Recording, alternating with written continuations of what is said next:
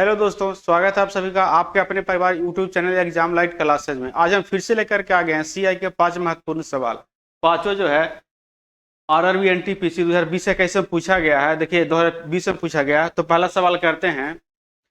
10% वार्षिक देश है, 10% वार्षिक देश रेट है, 10% समय है, 2 वर्ष है और साधारण ब्याज 2 वर्ष का साधारण ब्याज 500 रुपया है। समान समय दर पर समान राशि पर चक्रवृद्धि ब्याज कितना होगा। इस साधारण ब्याज दिया 500 रुपया, तो 10% का फ्रैक्शन कितना हो जाएगा 1/10। 1/10 का स्क्वायर करेंगे तो 1/100। प्रिंसिपल अगर हम 100 मान ले रहे हैं तो पहला वर्ष का और दूसरा वर्ष का, पहला वर्ष का 1/10 के हिसाब से 10 रुपये ब्याज होगा, दूसरा वर्ष का भी 1/10 के हिसाब। ये पहला वर्ष का एसआई 10 है, दूसरा वर्ष का एसआई कितना है 10 है, लेकिन सीआई में क्या होगा कि पहले वर्ष की एसआई पर भी 1/10 के हिसाब से ब्याज लगेगा। तो ये भी कितना हो जाएगा 10 का 1/10 1 हो जाएगा। तो कितना हो गया। तो कह रहा है कि साधारण ब्याज 500 रुपया है। तो देखिए साधारण ब्याज कितना है 10 + 10 20। एसआई हो गया 2 वर्ष का 10 + 10 20 हो गया, लेकिन 20 नहीं कितना है 500 है। तो 500 का तुलना 20 से कर लेंगे और निकालना क्या है हमको चक्रवृद्धि ब्याज। चक्रवृद्धि ब्याज टोटल 10 + 20 है कितना है 21 है। 21 से गुना कर लेंगे तो इसको काट दीजिए, 1 0 से 1 0, 25 दूनी 50, इसको काटिएगा तो आ जाएगा 525 आ जाएगा। गुना कीजिएगा तो 525 हमारा करेक्ट आंसर जो कौन में ऑप्शन बी में है। अगला सवाल है, यदि ब्याज वार्षिक रूप से चक्रवृद्धि होता है तो 25,000 की धनराशि 2 वर्ष बाद 36,000 हो जाती है, तो दर बताइए। तो 25,000 का जो राशि है 2 वर्ष बाद 36,000 हो जा रहा है। रेशियो लगा लिए, 3 0 से 3 0 उड़ा 25 अनुपात 36। 2 वर्ष है तो स्क्वायर रूट निकाल लेंगे, ये 5 आ जाएगा और ये 6 आ जाएगा। 5 से 6 हो गया तो 1 बढ़ गया, 1 बढ़ा कितना पे 5 पे, प्रतिशत तो गुना 100, यानी हमारा 20% आंसर आ गया। इसको काटिएगा तो कितना आ जाएगा 20% हमारा आंसर आ जाएगा, जो कि ऑप्शन बी में है। देखिए अच्छा लग रहा है, ट्रिक अच्छा लग रहा है तो लाइक शेयर और सब्सक्राइब करते चलिए।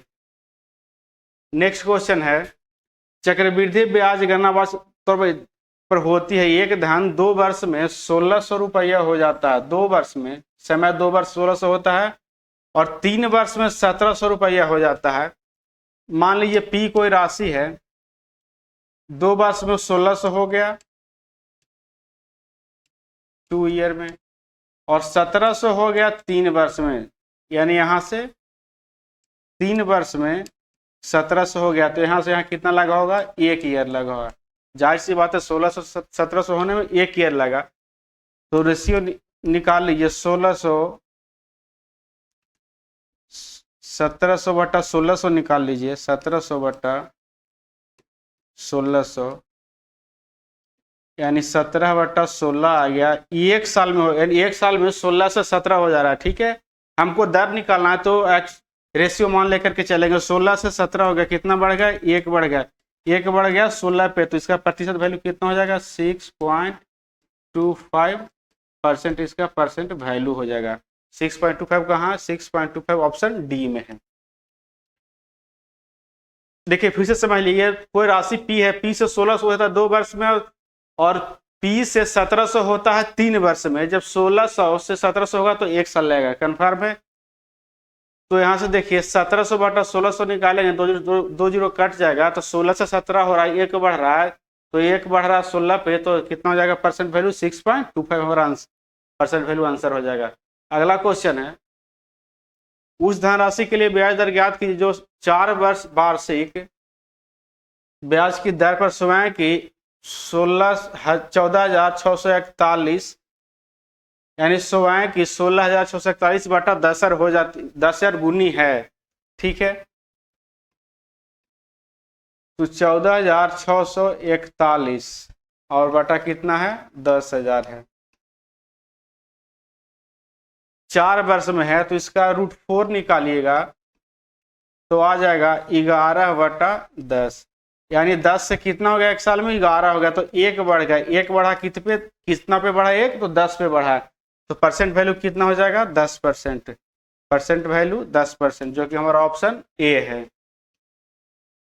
ठीक है, कह रहा 14,641 बटा 10,000 गुनी हो गया और 4 वर्ष में हुआ, तो इसका क्या निकालेंगे, √4 निकालेंगे। तो √4 यानी 11/10 आ गया। ठीक है, इसका √4 कीजिएगा, इसका √4 कीजिएगा, तो इसका आएगा 11, इसका आएगा 10, 10 से 11 हो गया 1 साल में, तो 1 बढ़ा 10 पे, तो परसेंट वैल्यू कितना हो जाएगा, 10% हो जाएगा। अगला क्वेश्चन है, किसी धनराशि पर 2 वर्ष के लिए 10% की दर से प्रभावी चक्रवृद्धि ब्याज साधारण ब्याज का अंतर 50 है। तो 10% का फ्रैक्शन वैल्यू 1/10, 2 वर्ष, तो इसका स्क्वायर कीजिएगा तो 1/100। प्रिंसिपल हम 100 मान लेते हैं, तो पहला वर्ष और दूसरा वर्ष, पहला वर्ष 1/10 के हिसाब से 10 ब्याज होगा और दूसरा वर्ष भी 1/10 के हिसाब से 10 ब्याज होगा, लेकिन दूसरा वर्ष इस 10 पे भी 1/10 के हिसाब से ब्याज लगेगा तो 1 हो जाएगा। तो दोनों के बीच में अंतर कह रहा है, तो देखिए ये दोनों मिलके 2 वर्ष का SI होगा और ये तीनों मिलके 2 वर्ष का CI होगा। तो अंतर कौन है, अंतर देखिए यहाँ से 1 है, अंतर 1 है। अंतर कौन है, तो अंतर 1 है।